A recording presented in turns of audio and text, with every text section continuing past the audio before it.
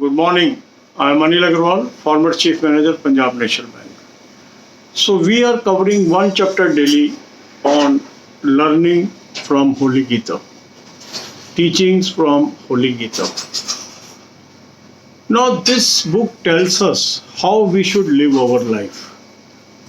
This is a philosophical book in which Lord Krishna is teaching us what is the way we should live.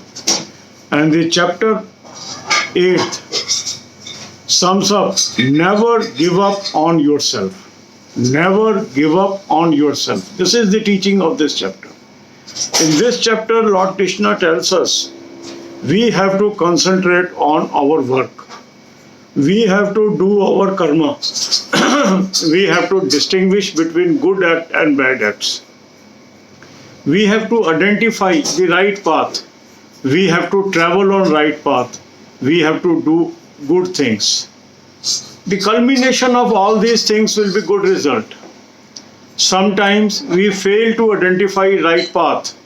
Sometimes we waste our energies on the things that is not so material. We are bogged down by sometimes immediate problems. But ultimately, a person wins who thinks long term. The long term, the concept is that equilibrium has to set in. Say you are throwing a stone in water. It will create disturbance in water.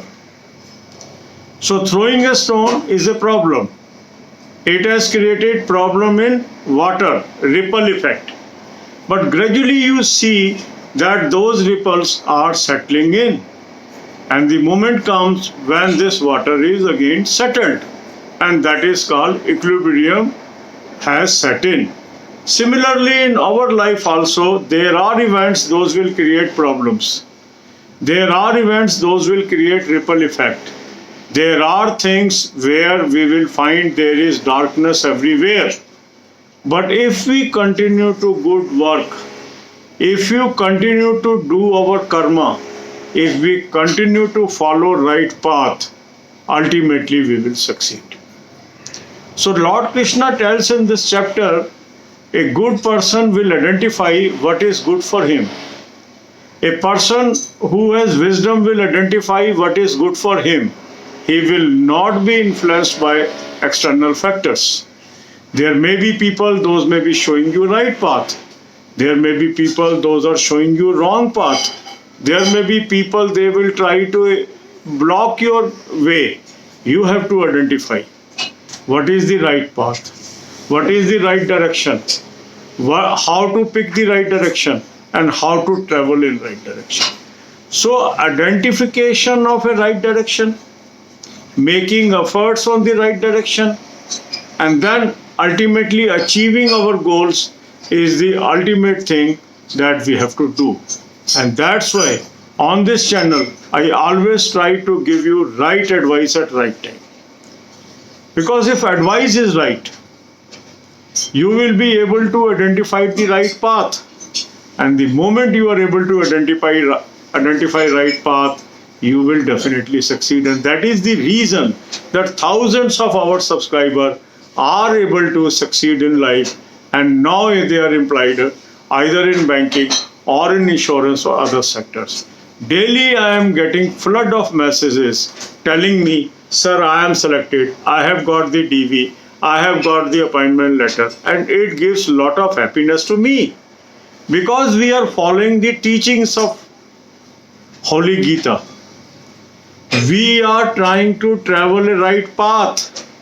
And this right path is helping us to meet our goals. So God bless you all. God bless you all with success in all your endeavors. अब यही बातें हम हिंदी में करेंगे.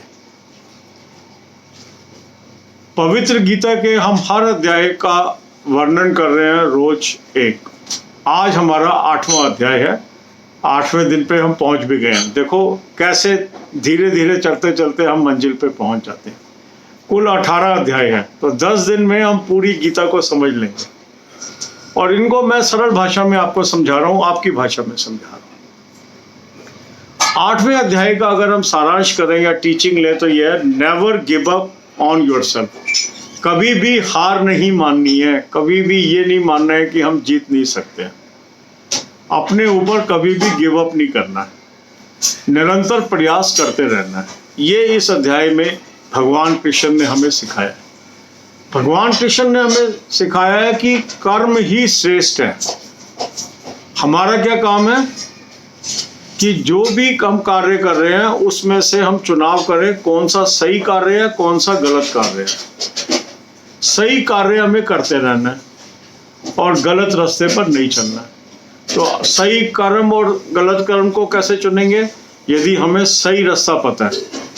सही रास्ता हमें कौन दिखाएगा? या तो हम खुद चुन लेंगे या हमें कोई उसको मार्गदर्शन करेगा, हमें बताएगा कि आपके लिए ये सही रास्ता है। तो यदि हमें सही और गलत में चुनाव करना आ गया और हमने सही रास्ते पर चले और गलत रास्ते पर नहीं चले तो जीत निश्चित है। तो पहली चीज है रास्ते का चुनाव। काफी लोग मैंने देखा है भटकते रहते हैं, उनको रास्ता मिलता ही नहीं है। क्यों नहीं मिलता? क्योंकि उनको जो उनके सलाहकार है वो भी कई बार उनको गलत रास्ते पर लगा देते हैं और वो उसी पे चलते रहते हैं। उनको बोध ही नहीं हो पाता कि उनका रास्ता गलत है। दूसरा क्या है कि जो हमारा जीवन है उसमें परेशानियां आनी ही हैं, मतलब ये निश्चित है। भगवान श्री कृष्ण कहते हैं कि जो ये अवस्था है ये अस्थाई है। जैसे मान लीजिए पानी है, उसमें कोई पत्थर डालता है तो क्या होता है, अस्थाई तौर पर वो क्या हो जाता है, उसमें रिपल्स आ जाती हैं, उसमें तरह तरह की धाराएं बनने लगती हैं, वो डिस्टर्ब हो जाता है। पर क्या ये स्थायी रूप से डिस्टर्ब रहता है? नहीं, कुछ ही समय में इक्विलिब्रियम स्थापित होता है, स्थायित्व स्थापित होता है और जल अपना पुरानी अवस्था दोबारा प्राप्त कर लेता है। इसी प्रकार हमारे जीवन में भी अनेकों कठिनाइयां आती हैं, उसको हम नहीं रोक सकते, पर ये हमें मान के चलना है ये कठिनाइयां जो आई हैं ये असीमित पीरियड के लिए नहीं है, ये कुछ समय के लिए है। और ये जो रिपल इफेक्ट है ये खत्म होना है, ये परमानेंट नहीं रहना है। तो यदि मैं सही रास्ते पे चलता रहा और मैं सही दिशा में चलता रहा और सही प्रयास करता रहा तो अंततः मैं जरूर कामयाब होऊंगा। तो मेरे पास क्या है? कर्म। परिस्थिति को बदलना मेरे हाथ में नहीं है। परिस्थितियों का मुकाबला करते हुए, सही कर्म करते हुए निरंतर अपने कदम आगे बढ़ाए चलना ही मेरे वश में है। तो ईश्वर ने, भगवान कृष्ण ने 8वें अध्याय में हमें यही बताया है कि हमें अपना चुनाव करना है सही रास्ते का और कभी भी हार नहीं माननी है। Never give up on yourself. हमेशा ये मानना है कि मैं जीत कर ही रहूंगा, तो निश्चित ही आपकी जीत होगी। आपने देखा कितनी विकट स्थितियां थी पिछले 6 महीने में। आपके इस चैनल ने हमेशा आपको अच्छी अच्छी बातें बताई, आपका दृढ़ निश्चय बनाए रखा कि एग्जाम होंगे और अल्टीमेटली हो गए एग्जाम। अब जो इस रास्ते पे चल निकले, जिन्होंने कहना माना, उस रास्ते को अपनाया जो इस चैनल में बताया गया, आज वो सबसे आगे हैं। और जो लोग भ्रमित हो गए कि एग्जाम नहीं होंगे, एग्जाम नहीं होंगे, आज साइड लाइन पे खड़े होकर दुखी हैं। उनका बीता हुआ वक्त कोई उनको वापस लाके नहीं दे पा रहा। उनको इतना जबरदस्त नुकसान हो गया जिसकी भरपाई कोई व्यक्ति नहीं कर सकता है। पर वो क्यों भ्रमित हो गए? क्योंकि लोगों ने उनको भ्रमित किया। क्यों भ्रमित हो गए? उन्होंने ऐसे लोगों पे विश्वास कर लिया जो विश्वास करने के काबिल नहीं थे, पर वो पहचान नहीं पाए सही रास्ता क्या है, गलत रास्ता क्या है। अब क्योंकि वो नहीं पहचान पाए तो जितना गलत रास्ते पे ले जाने वाला दोषी है उतना ही ये भी कुछ हद तक दोषी है कि क्यों नहीं मैं पहचान पाया। तो अपने अंदर ऐसी क्षमता पैदा करिए जिससे आप ये पहचान पाए कौन आपको सही रास्ते पे चला रहा है, कौन आपको गलत रास्ते पे चला रहा है। God bless you all.